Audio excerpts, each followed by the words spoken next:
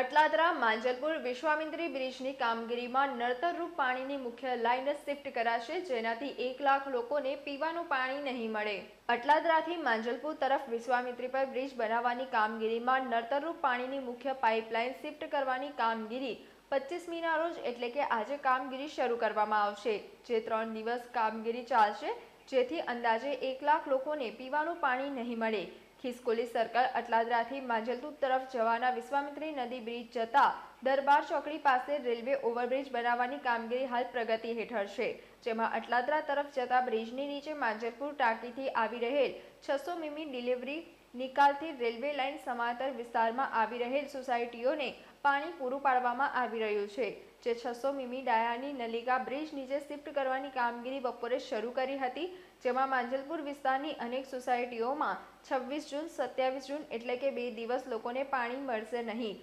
કામગીરી પૂર્ણ થયા બાદ રાબેતા મુજબ શરૂ કરવામાં આવશે।